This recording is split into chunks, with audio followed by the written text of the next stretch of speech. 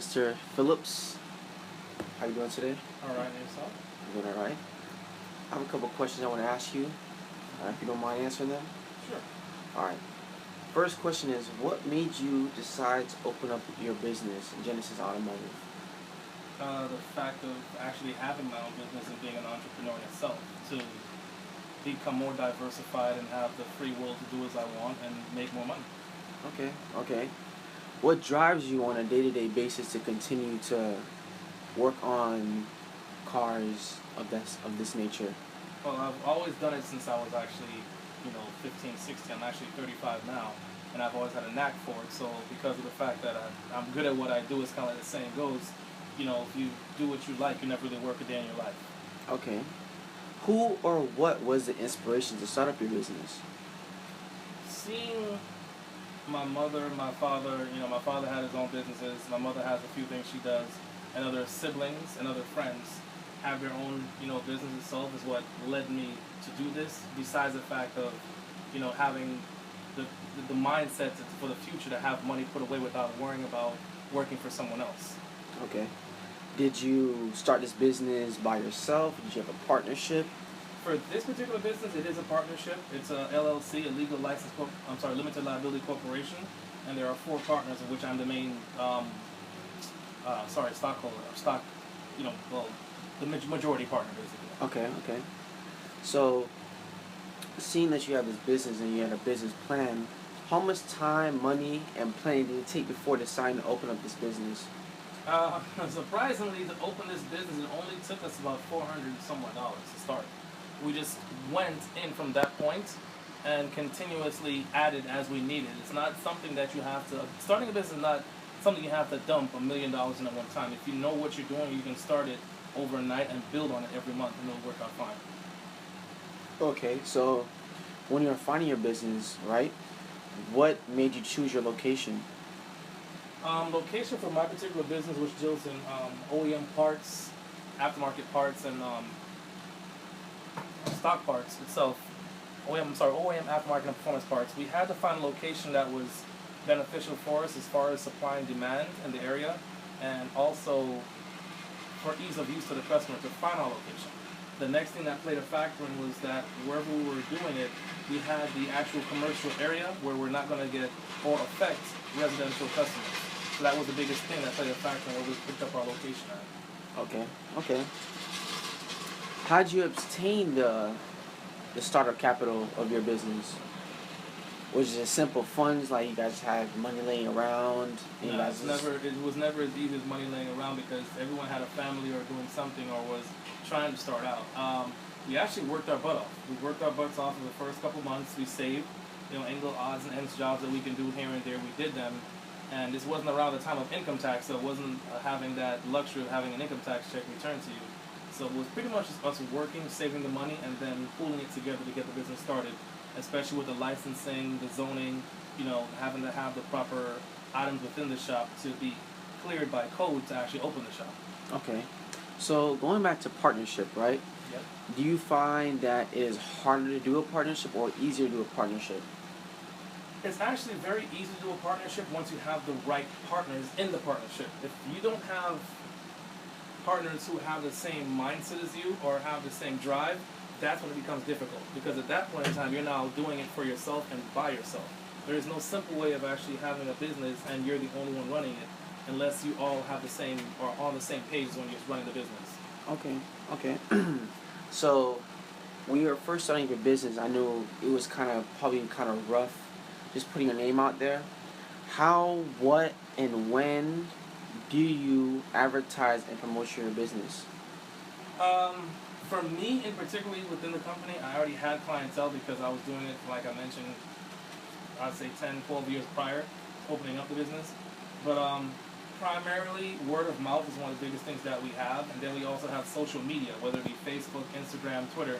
It carries big because a lot of people are interested in doing the same things with their vehicle, but they want a shop that they can trust. And of course, the word of mouth goes hand in hand with that, because when someone's telling them who they can go to, who's a trustworthy location, they're going to come. Okay. So, did your company have a website starting out, or does it have a website now? Yeah, we did not have a website starting out. We have a website now, in which case we're still probably we're tweaking that a little bit more and more every day. Um, it does play a factor, but then again, it doesn't, because right now this is the age of social media. People want to go ahead and see about, ordering things, but they want to talk to the person who's doing it for them. They don't want to just order parts and not know what they're ordering. Okay. So for your customers that are out there that follow you on social media, right? Do they get more incentives following you, or just pretty much it's just reliability? I would say both. The incentive would be they know exactly who they're dealing with, and also they can come and speak to us. We're not someone who's going to be like, no, we're too busy, call back on this day, or we don't have time for it. If you contact us on social media, you actually are dealing with the individuals who are working on your car. You're not dealing with an assistant or a secretary. You're dealing with the person who knows exactly what you need to have done. Okay, okay. And I know this is of a time where it's mainly technology driven. Is there any technology that you use to run your business? Um, yeah, technology's around us all the time. Really, we all of our phones actually use the WhatsApp for the guys who are in the shop if we have any kind of changes or something that has to take place. Rather than trying to text on an individual basis, we use the WhatsApp app itself. We also, of course, use the social media to say when we have special events going on, especially like this weekend, we have our Dyno Day, which is an event that we have our whole every, maybe twice a year to have a lot of people come out, show their horsepower in their cars. We have giveaways, prizes, stuff like that, but not to stray. But technology plays a part in everything that we do, whether it be the simple tools that we use to service a vehicle or just communicating with the customer. Okay. So, just kind of curious, right? If there was ever a internal external theft in your business, how would you deal with it? Don't really have that major issues.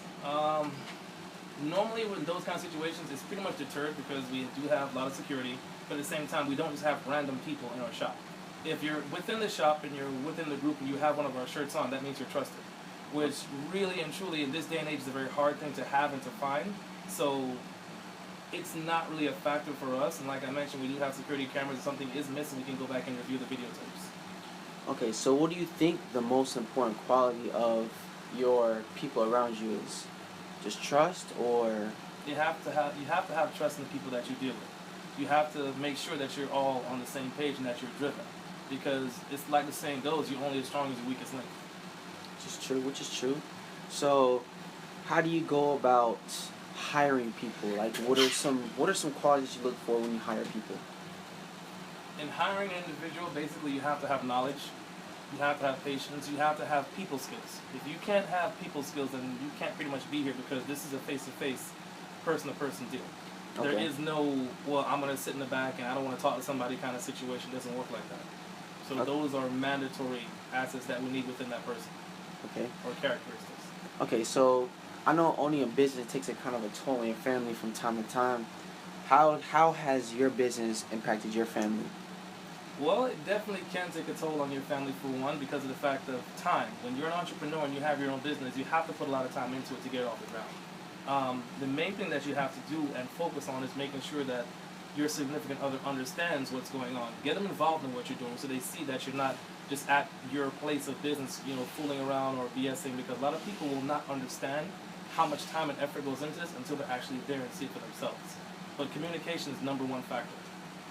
Okay, so speaking of family members and stuff like that, how do you decide among interested family members who want to play a role in the business? Going forward, never mix family and business and friends. You leave those two separate.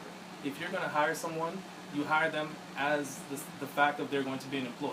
Because of the fact when you hire in family or friends, it has a tendency where they become complacent, which means that they just don't feel that it's necessary for them to do the work that they need to do to get the job going. Okay, so I can only assume that you were very hesitant when if you were ever hiring family members, right?